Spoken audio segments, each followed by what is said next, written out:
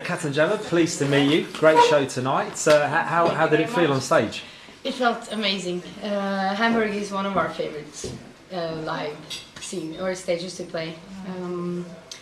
The audience was very playful today, I think, and very alive and very alert. So it was an easy gig to do. Great stuff. How did you all feel as well? Good? I feel really good, yeah. Yeah, of course. I had a good time. Fantastic. I'll tell you one thing we could do is if it could maybe go past and just sort of say, introduce yourselves and say what I know you're multi-instrumentalist, but what instrument you generally play, or list a few, and introduce yourselves. What instruments we play? Yeah. Hello, my name is Turi. I play contrabass, balalaika, accordion, mandolin, piano, drums.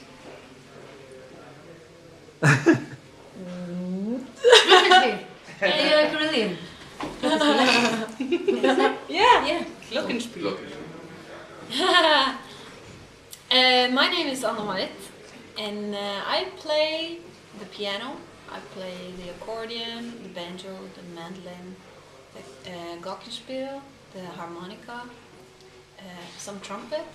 I do. Yes, you do. And the guitar. Good stuff. Yeah, and I'm Solveig, and I do all that shit. But I like to play drums the most, maybe. Well, actually, right now I like banjo most. I can't decide, I'm sorry. That's good. My name is Marianne, and I play only the kazoo. I can play anything else. No, but we have 15 different instruments, and we all play all the things they just said. I don't think we mentioned the guitar and the piano. Yes, we did. Great stuff. So, I mean, I know that you're going quite well doing well in the charts in Germany. Why do you think that the German audience takes to Katzenjammer so much? well, one thing is that we got the good old Oompa Oompa sound, or Turbo Polka, which I think Germans are kind of used to from their Marcus Bach. Would you?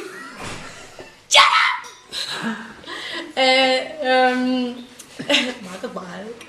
Sorry about that. That's okay. I think they kind of feel some familiarity with that kind of sound, and I think they have a great culture of going to concerts, visiting concerts, which they don't know. We have to remember that all the classical music sort of all of it started in Germany and the surroundings. So they have a very good culture about going to concerts. Yeah, you have a big sort of audience participation seems to be part of the show, and that is that part of the sort of the cabaret of the whole show? Is that part of... Do you try to draw in the audience? Yeah, of course, that's really important. When we enter the stage, even if we're in a lousy mood, 2 seconds before we go on stage, something happens. It's the focus shift when we meet the audience. It's just a wall of energy, and we absorb it, and we give some energy back. The limit or the boundary between the audience and the band is fading. It's very vague in our band. We try to interact with the audience and let them be a part of the whole concert. Cool. I mean, Katzenjammer itself is a melting pot of influences. You can hear Gorgo Bordello, Dixie Chicks, burlesque influence, 1920s dancehall. But at the heart there seems to be sort of a vagabond, sort of free spirit. Would you agree with that? Sorry, it was just so many people there that I was just freaking. But now it's not so many. I was kind of going away. I'm sorry, can you say it one more time? Is there a sort of a free spirit, sort of vagabond spirit at the heart of the band? Yeah. Yes, it is. That It's very much. It's very important for us to not have any limitations and to do whatever we want to do. And it's not always working, but then we just do something else that works. But it's very important for us to do Katzenjammer music in Katzenjammer sound and not make anyone change it. Yeah, no. I mean, it's sort of imparts a homemade sort of sing along around the fire, communal inspiration, sort of with a bit of good old fashioned rock and roll thrown in. So that do yourself spirit, that sort of early punk sort of had. Is that something that you aspire to? Well, the thing about our band is that we don't ever think too much about what we are inspired by. We are just four very different personalities put together in a pot, and then you get a Katzenjammer stew, sort of. So on this album, for example, we have definitely a punk rock inspiration in Loads of M, and we have Andrew Sisters inspiration in Cherry Pie. Then we also have a movie called City of the Lost Children, inspiration in Soviet Trompeteer and Kiss Before You Go. And they are three different kinds of music styles and inspirations. So there's no good answer to if this or that inspires us, because everything does. Yeah, no, sure. And the name itself came from Katzenjammer Kids, one of the oldest cartoon strips around, because you resembled them. I mean, how far does the image go? Do you give a lot of thought to your image? Like tonight, for example, that was being filmed. All looking fantastically beautiful, by the way. Thank you very much. This has been naturally developed since the beginning of Katzenjammer. In the beginning, we started to play with hoodies and pants and skater shoes, and we kind of felt that the bigger the stage is, the bigger the audience is, then it feels natural to kind of develop your style as well. If you're watching a band from a distance, then if you're exaggerating your clothing style or exaggerating that big flower on, it's better for the kind of impression that the audience gets. So together with the lighting, together with our development as a band, we think it's natural to develop in style as well, and this just happened naturally. Yeah. Do you have your own cartoon strip? No, but we should have. Yeah. Eventually. Solveig's sort of drawing a cartoon strip about us every now and then. Yeah. Just internal things. You seem to have very distinctive personalities and images, But do you get inspired also from the cartoons, from that cartoon? Oh, yeah. That's why the name. In what way can you get draw the inspiration from the the cartoon? yeah. Oh, that's more like the thing we talked about earlier. That just do whatever you want, and they're doing pranks on their parents all the time, and do whatever they want, and that's what we do. So there's the inspiration from them, but we are inspired by a lot of cartoons, movies, especially Good. Disney. Yeah, all Disney. You first got noticed, I don't know, had a big break in Bilam, I always say that wrong, 2008. Yeah, Bilam, good. Can you trace your success up to this point, from that point there? From Bylarm, it was the big break, especially in Norway, I think. But that was also when we really figured out it was not just, it wasn't pure luck that everybody liked what we did on the stage. Because people were actually showing up without, except from our friends and family that we started to play for. So at Bylarm, we suddenly, out of nothing, played for like 1,000 people. It was sold out, and it's a big music export festival in Norway. And then we already was working with our management, and they saw this potential to really, really go for it now. And we played at Eurosonic not so long after that, maybe 1 year after, I think. And we did some festivals in between. And Eurosonic was the first really icebreaker for the international market for us. We just thought, okay, this works here as well. We can do this everywhere, and we feel that we can do this all over the world. So since 2008 and till now, we've been playing almost everywhere except Africa, I think. And we work well everywhere because people need unpretentious sound and unpretentious people making cool sounds. Yeah, I mean, you're in the middle of a sort of European world tour at the moment. Where's the best place that you've been most well received? Well, all around the world we feel that we have the same kind of reception. Reception? Yeah. Sorry about my English. But it's different from country to country how they react. But we feel that everybody gets happy, and that we make people happy, and that's very universal about Cats and Jammer. So we feel that everywhere we go, we get good reception, and and especially in the States, they kind of cheer this spirit up, like unpretentiousness and just being whoever you want to be, and being massive, being big, being much is okay over there. And I think the Europeans are a little bit more not used to that. So when we come here, it's more like, oh, this is much, but this is cool. Oh, this is really cool. Oh, yeah, this is really cool, you know. And then they loosen up, and that's kind of the major feeling that we get in Europe. So Cool. it's different. How does a Cats and Jammer song actually come into being then? What's the the routine? Oh, there's no routine in that either. It's like Yes. we don't have any no rules at all. No, we all write songs, but the band started with us playing songs. A friend of a friend of us wrote Mats Rybbe. Yeah. He's a fantastic songwriter, and we asked if we could just arrange those songs because they were too good to not be being played by anyone. They were just lying in a drawer. So we're continuing to work with him because it works really, really well.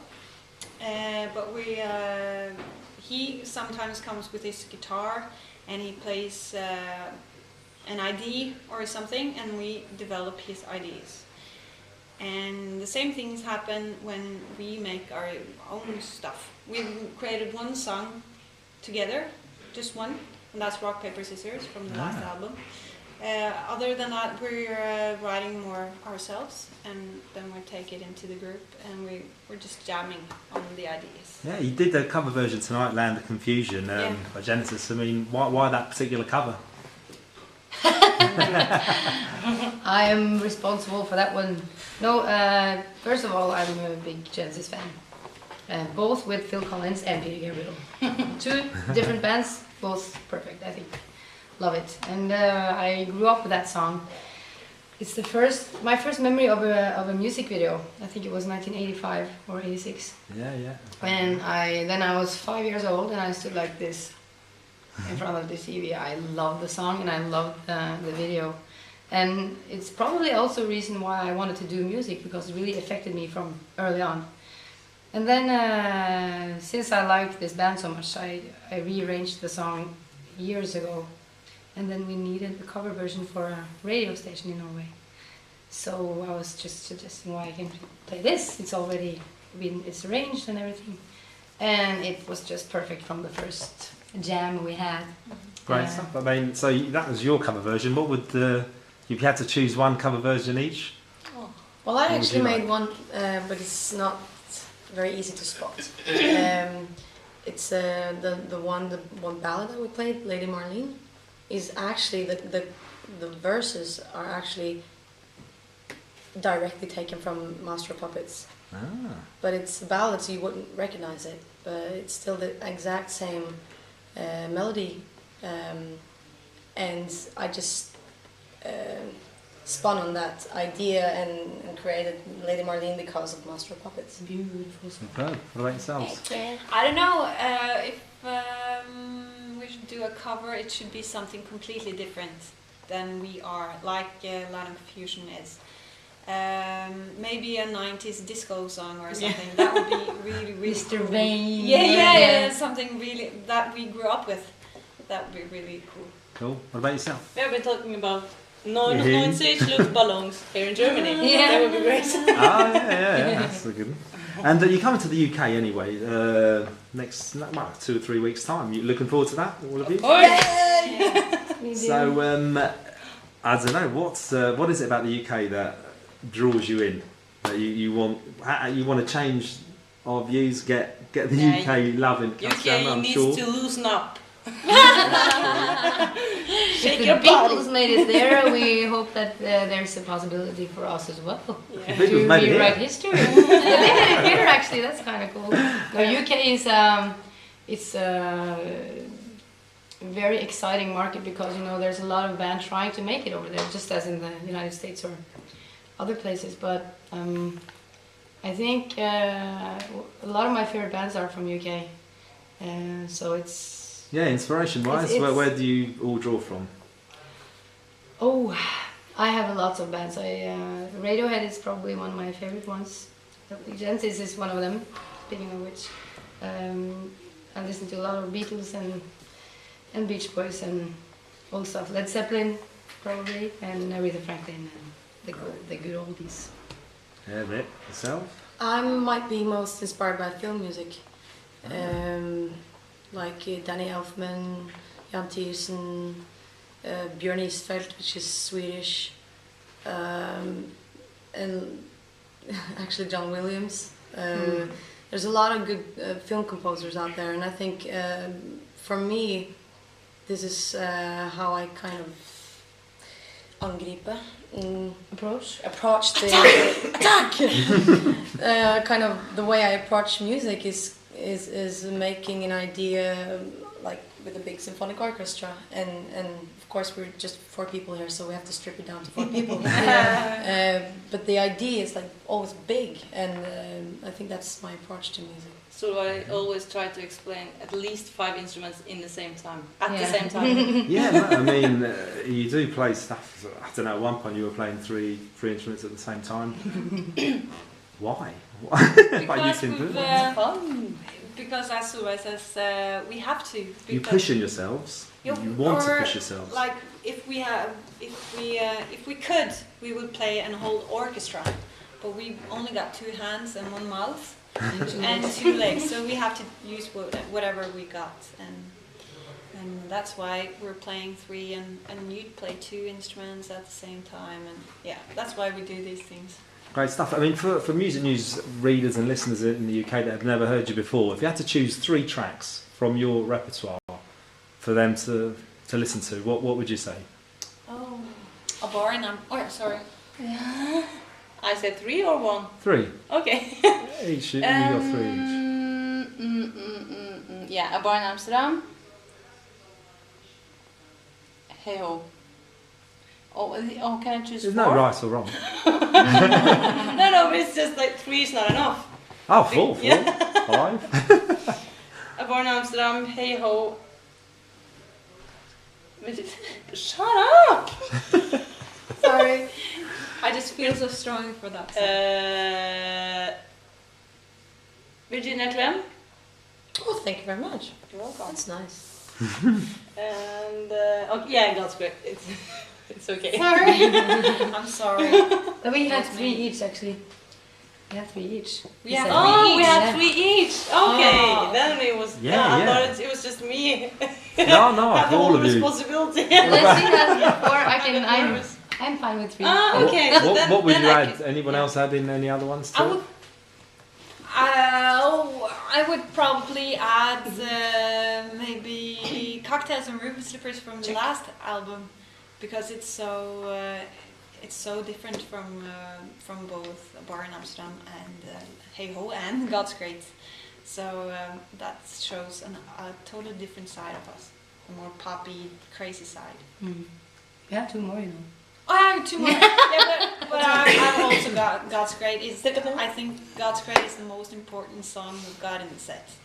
I really, really, really love that song. And actually, we discussed with our producer he wasn't too keen on having it on our latest album. But we were very, very bestemte. Just determined. Determined to have it on the CD, and I'm so glad we got through. It got through. Yeah, it's an important song. Good stuff. I mean, just a quick question. So, A Kiss Before You Go is an album that hasn't come out in the UK yet, but is out in Europe and Germany and doing well. How's that changed from Le Pop? What direction did you? How's that transgression happened? Well, I think the biggest difference is that in Le Pop we were not settled as a band yet. We were still searching for the Katzenjammer sound, and you can hear that in the music, that we're still searching, we're finding our sound and finding Katzenjammer. And on the second album, this is settled.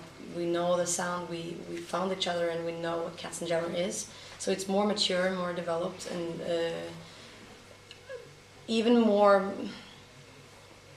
Well, we mix up a lot of different genres, but still it's more kind of directed in a certain direction. So it's more mature and a little bit more